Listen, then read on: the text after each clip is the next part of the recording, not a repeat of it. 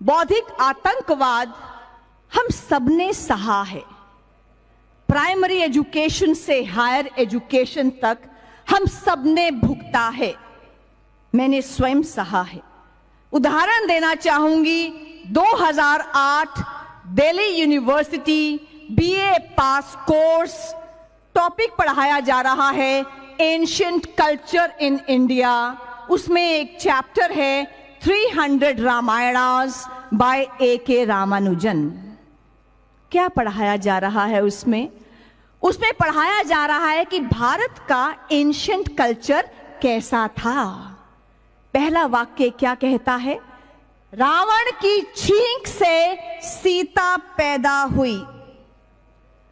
रावण सीता का बाप था। रावण ने गर्भ धारण किया, 8 महीने के बाद उसको छींक आई, उसके नाक से सीता पैदा हुई। दिल्ली यूनिवर्सिटी बीए पास कोर्स, कंपल्सरी सब्जेक्ट। लक्ष्मण और सीता के अनैतिक संबंध थे और हनुमान रात को लंका के शयन कक्षों में विचरा करते थे। वो मार्क्सवादी शक्तियां यूनिवर्सिटी में बैठी हुई हैं जो anti Hindi, anti Hindu, anti देश काम करने में लगी हुई हैं। हमने एक लिबर्टी ली सुप्रीम कोर्ट से कि हम जाएं और वाइस चांसलर को ये बात बताएं। बार बार लगातार हम लोग वाइस चांसलर साहब के पास गए। उसके बाद एकेडमिक काउंसिल में हम में से कुछ राष्ट्रवादी प्रोफेसर्स ने इसको एजेंडे में डाला, उठाया और इस चैप्टर को कोर्स से सदा के लिए हटा दिया गया।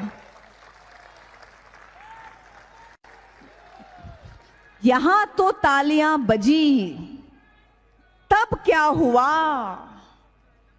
तब राष्ट्रीय न्यूज चैनल से लेकर राष्ट्रीय समाचार पत्रों की हेडलाइन से लेकर न्यूयॉर्क टाइम्स और बीबीसी तक क्या कहा गया?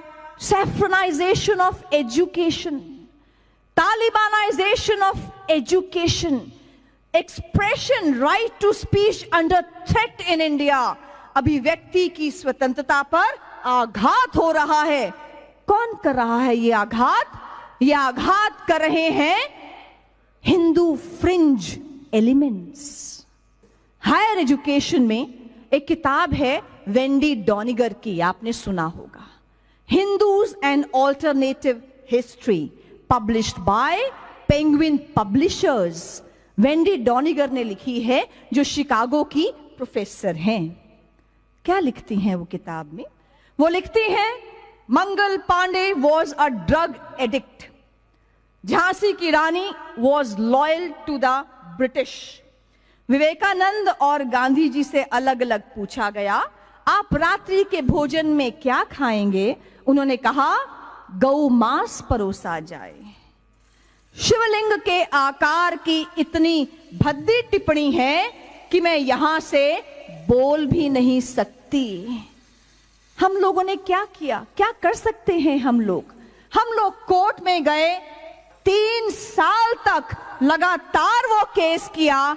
वेंडी डॉनिगर, पेंगुइन पब्लिशर्स इंडिया और यूएसए को समन कराया, उन पे कॉस्ट लगवाई और 3 साल के बाद जब क्रॉस एग्जामिनेशन का समय आया, Penguin came to our office and Penguin publishers said, we want to compromise. हमने कहा, ये कॉम्प्रोमाइज क्या होता है ये बताइए। कहते हैं कि आप अपनी पिटिशन विड्रॉ कर लीजिए। मैंने कहा, आप क्या करेंगे? वो कहते हैं कि हम वेंडी डॉनिगर की सभी किताबों को हिंदुस्तान से खत्म कर देंगे, पल्प कर देंगे, समाप्त कर देंगे और दोबारा ये किताब हिंदुस्तान में पब्लिश नहीं करेंगे।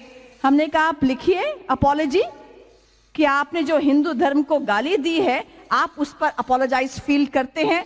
कहते हैं, हम लिख देंगे, हम सब धर्मों का आदर करते हैं। बहुत प्यार से, बहुत अच्छे वातावरण में ये सारा कार्य हुआ। इसको आप बंद कर दें तो अच्छा रहेगा।